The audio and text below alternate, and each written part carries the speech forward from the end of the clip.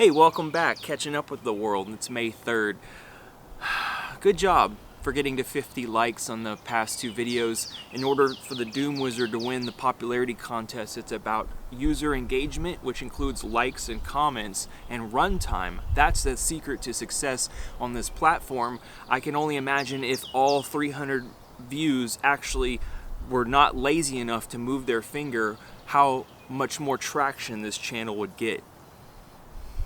Just a thought. So it's my last Friday in Akron. I thought the day would never come. I'm leaving out early Wednesday morning to New York State and bracing for the off-grid lifestyle. Now, I'm going to start with world news and then work my way back to what's going on in my life, because that's what you want to know. What's going on? Let the video play. You get me. South Korea just raised its terror alert level this past week because of a supposed threat from North Korea. I always start with that country because it's the most anomalous and erratic country I can think of. It's a good icebreaker to just the pandemonium ongoing in the world. And North Korea is being supplied gas by Russia across the ocean in Japan.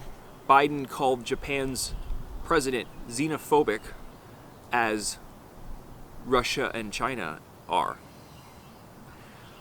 A rather bold statement considering their leader just came to our country a few weeks ago and spoke in Congress.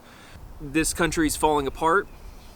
Despite crime statistics lowering, the standard of living is just not there, and you think there would be a breaking point that people would start, rioting, but I think it's just going to be a slow decay, and we're just going to see more and more enemy, disruption from the inside out, deaths of despair. I know there was multiple opioid overdoses in Austin, way more than usual.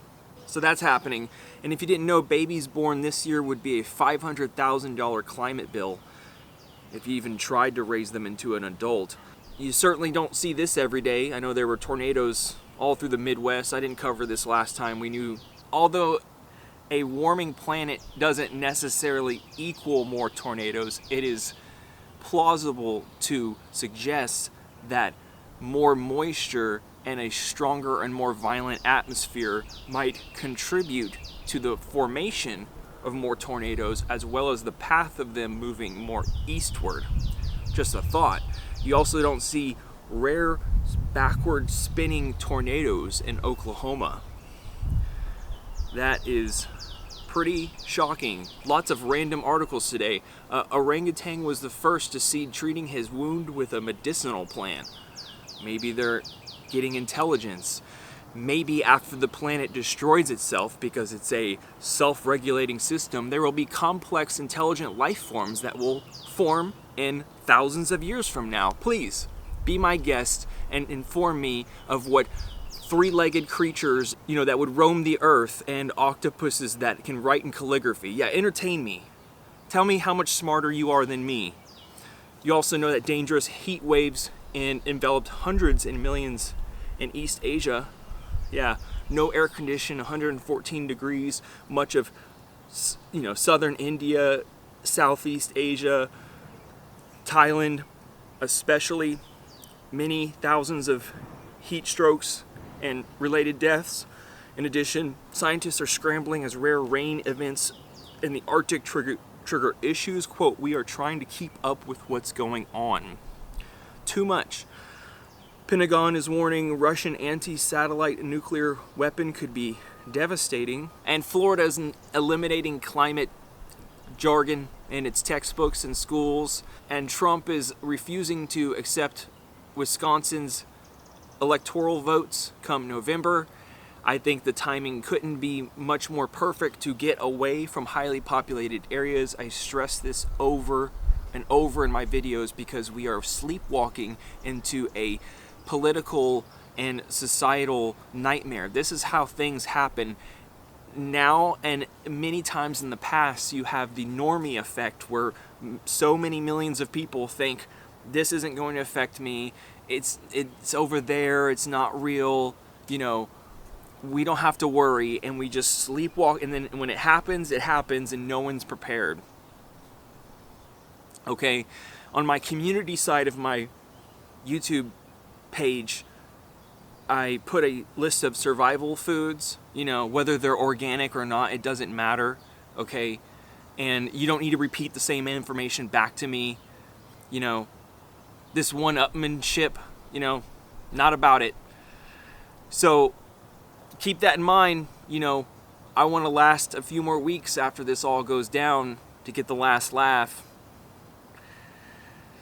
Yeah, I think that about wraps up the world. Just extreme weather events are happening everywhere. We can't achieve a climate neutral, we can't reduce our emissions alone. We have to be implementing carbon removal technologies at a scale and pace unmatched in human history now. Okay? The climate is warming faster, quicker, it's exponential. So many people can't grasp that concept, and how could they? Yeah, so it's hard. Times are hard right now. I know. And I just did a whole suite of car repairs to ensure that my vehicle goes well past 300,000 miles. I replaced the front suspension, O2 sensors, catalytic converter, engine clean out from the inside and out, and spark plugs, coils. Yeah, I've seen a video that went up to 1 million miles. Yeah, and they replaced the timing belt 12 times, and so that's what I'm trying for, pushing it to the limit. And I'm just so grateful to be leaving this city. I don't ever want to live in a city again. The noise pollution constantly, the homelessness on every street corner. You have people begging for money. The cost of living is insane, man. It's not even fun. It's not even worth it anymore. And you talk to older people, like my neighbor downstairs is like, "Are you getting the pussy?" And I just had to laugh to myself, I lost it. It was like, "Are you kidding me? You can't even meet a woman." I would just be shocked, in awe, if I actually met a attractive, intelligent, curious, well-rounded woman now. It's it's dismal as it gets. We are the unluckiest generation. I'm not getting on my soapbox. I'm really saying that. We graduated into the Great Recession. We had a pandemic. We just kept bailing out banks and,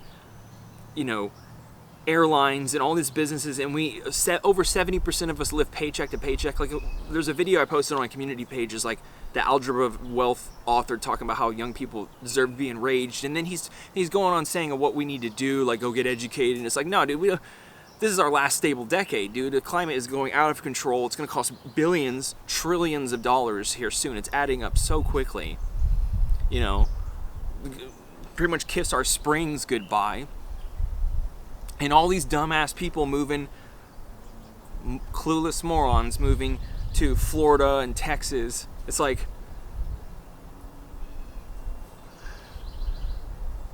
it's amazing that this thing is all still put together and running right now. And you think about all of the empty fucking warehouses and hotel rooms and all this stupid shit that we're still doing. And we talk about this degrowth. You hear the media talk we need to reduce emissions, and we aren't doing a damn thing. Okay. I ranted enough. I want to make a video about my 8-year journey into collapse awareness.